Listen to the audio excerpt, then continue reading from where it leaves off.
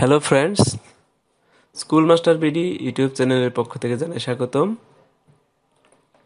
Video শুরুতেই আপনাদের school master BD চ্যানেলটি সাবস্ক্রাইব করার জন্য এবং পাশে থাকা সেই বেল আইকনটি প্রেস করার জন্য অনুরোধ করছি। আজ আপনাদেরকে ইএফটি ফর্ম ফিল আপ করার ক্ষেত্রে আমরা যে ধরনের সমস্যার সম্মুখীন হই সেই সমস্যার সমাধান বিষয়ক প্রশ্ন এবং উত্তর নিয়ে আলোচনা করব। ইএফটি ফর্মে যে সমস্যাগুলো হয় সেই প্রশ্ন এবং তার সম্ভাব্য উত্তর আমরা করব। তবে আপনাদের জন্য আজ আলোচনা করব জন্ম নিবন্ধন নিয়ে। জন্ম নিবন্ধন বিষয়ের প্রশ্নের প্রথমটি হচ্ছে, আমার সন্তান আছে কিন্তু জন্ম নিবন্ধন নাই, এখন আমি কি করতে পারি?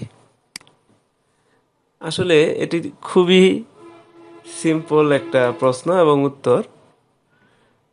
যদি আপনার সন্তান থাকে এবং জন্ম নিবন্ধন যদি না থাকে, সেই ক্ষেত্রে আপনাকে জন্ম নিবন্ধন অবশ্যই করে নিতে হবে। তবে জন্ম নিবন্ধন করা যদি অসম্ভব হয়ে যায়, সেক্ষেত্রে আপনাকে ঘরটি ব্ল্যাঙ্ক রাখতে হবে। পরবর্তীতে যখন আপনি জন্ম নিবন্ধন পাবেন, তখন এটি ডিডিও অ্যাকাউন্ট অর্থাৎ টিইউ স্যারের অনুমতিক্রমে এডিট করতে হবে। আমার এই প্রশ্ন এবং উত্তর পর্বটি যদি এর ভিতরে কোনো ভুল থাকে অবশ্যই আপনারা আমাকে জানাবেন। দ্বিতীয় প্রশ্নটি হচ্ছে, আমার সন্তান শিক্ষা ভাতা পায় কিন্তু তার কি এখন জন্ম নিবন্ধন দিতে হবে কিনা? এই হচ্ছে দ্বিতীয় প্রশ্নটি। আমার সন্তান শিক্ষা ভাতা পায়, এখন কি তার জন্ম নিবন্ধন দিতে হবে? এর উত্তর হচ্ছে, আপনার সন্তান শিক্ষা ভাতা পায় মানে তার অবশ্যই 5+ বয়স এবং উপজেলা শিক্ষা অফিসে তার বিদ্যালয়ের পড়াশোনা করার প্রত্যয়ন আপনি অবশ্যই জমা দিয়েছেন। প্রত্যয়নে যেহেতু তার বয়স উল্লেখ আছে এবং বিদ্যালয়ে উল্লেখ আছে, তাহলে আপনি অবশ্যই এই জন্ম নিবন্ধন আপনাকে জমা দিতে হবে। তৃতীয় প্রশ্নটি হচ্ছে, আমার সন্তানের জন্ম নিবন্ধনে বয়স কমিয়ে দিয়েছি, এখন আমার মাতৃত্বকালীন ছুটির সাথে জন্ম তারিখ মিলছে না, আমি এখন কি করতে পারি? এই প্রশ্নটি অনেক জটিল একটি প্রশ্ন। বর্তমানে সরকারি চাকরিজীবী যারা আছেন, বিশেষ করে আমাদের বর্তমানে আমরা যে ইএফটি ফর্ম নিয়ে প্রাথমিক শিক্ষা অধিদপ্তরের শিক্ষক শিক্ষিকা ফর্মটি পূরণ করার জন্য আমরা চেষ্টা করছি, তারা অনেকেই এই ফর্মটি পূরণ করতে যেয়ে এই সমস্যায় সম্মুখীন হয়েছেন। আপনার হয়তো 2015 জুনে আপনি মাতৃত্বকালীন ছুটি শুরু করেছেন, কিন্তু আপনার সন্তানের জন্ম নিবন্ধন করতে যেয়ে বয়স কমিয়ে আপনার জন্ম তারিখ দেখা গেছেন 2016 জুনে, তাহলে অবশ্যই একটি সমস্যা। তবে এই সমস্যাটি বর্তমানে ইএফটি ফর্মের সাথে কোনো ইফেক্ট হচ্ছে না, অর্থাৎ এই ফর্মটি আপনি যেভাবে জন্ম নিবন্ধনে আছে এবং যেভাবে আপনার ছুটি আছে সেভাবেই আপনাকে পূরণ করে ফেলতে হবে। এরপর একটি প্রশ্ন আছে, আমরা স্বামী স্ত্রী দুজনেই চাকরি করি, তাহলে কার ইএফটি ফর্মে সন্তান এন্ট্রি করব? এই হচ্ছে 4 নম্বর প্রশ্ন। এই প্রশ্নটি করার উদ্দেশ্য হচ্ছে, শিক্ষা ভাতা আমাদের অ্যাড করতে হয়।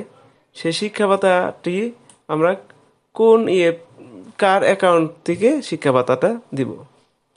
যেহেতু এখানে আপনার ফর্মে কোথাও লেখে নাই যে শিক্ষা ভাতা অ্যাড করার জন্য ইএফটি ফর্ম পূরণ করছেন অথবা জন্ম নিবন্ধন দিচ্ছেন, তাহলে আপনার এই বিষয়ে কোনো চিন্তা করার প্রয়োজন নেই। আপনার স্বামী স্ত্রী দুজনের অ্যাকাউন্ট থেকেই সন্তানের জন্ম নিবন্ধনটি অ্যাড করবেন। পরবর্তীতে যেহেতু জন্ম নিবন্ধন নাম্বার একটি থাকবে, তাহলে যে কোনো একটা অ্যাকাউন্ট থেকেই সেটি কাটবে। এই বিষয়ে আপনার কোনো চিন্তা করার বিষয় নেই।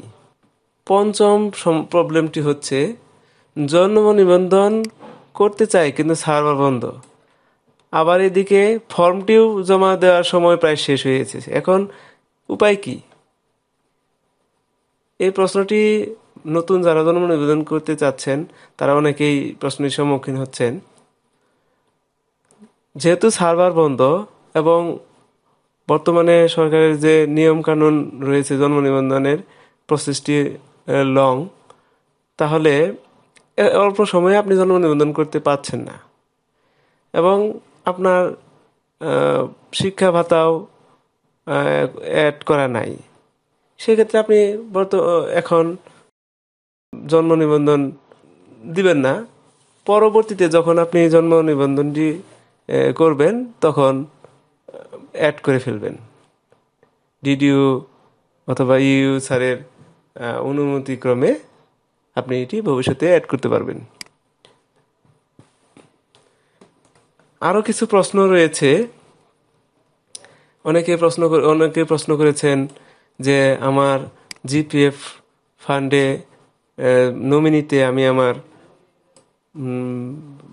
অপ্রাপ্তবয়স্ক ছেলে অথবা মেয়েকে দিয়ে রেখেছি, এখন জন্ম নিবন্ধন নেই, তাহলে আমি বর্তমানে জিপিএফ ফান্ডে আমার ছেলে মেয়ের নাম কিভাবে দিব জিপিএফ ফান্ডের নমিনিতে? আসলে বিষয়টা একটু ক্লিয়ার হওয়া দরকার। সরকারি নিয়ম অনুযায়ী জিপিএফ ফান্ড এবং পেনশনের উত্তরাধিকারী দুইটি জায়গায় নমিনি দিতে হয়। এই নমিনিটি আপনি যার নামই দেন, যে কজনের নামই দেন, অটোমেটিক্যালি আপনার সন্তানের নামের জায়গায় আপনার স্বামীর নাম অথবা স্ত্রীর নাম চলে আসবে। এখানে আপনি যদি মারা যান, আপনার পেনশনের টাকা আপনার স্ত্রী পাবে, পেনশনের টাকা আপনার স্বামী পাবে। সেহেতু আপনি এখানে অবশ্যই বর্তমানে এডিট করে দিতে পারবেন। আরেকটি প্রশ্ন হচ্ছে সন্তানের জন্ম নিবন্ধনে নাম ভুল আছে, সেটি সংশোধন করতে চাই, এখন কি আমি জন্ম নিবন্ধনের নাম্বারটি ইএফটি ফর্মে দিব? যেহেতু আপনার কাছে জন্ম নিবন্ধনের ফর্ম আছে এবং সেটাতে নাম ভুল আছে, আপনি সেই নাম জন্ম নিবন্ধন নাম্বারটাই দিবেন। ভবিষ্যতে নাম সংশোধন করতে পারলে সেটা পরবর্তীতে আপনি এডিট করবেন। ধন্যবাদ সবাইকে। আসসালামু আলাইকুম।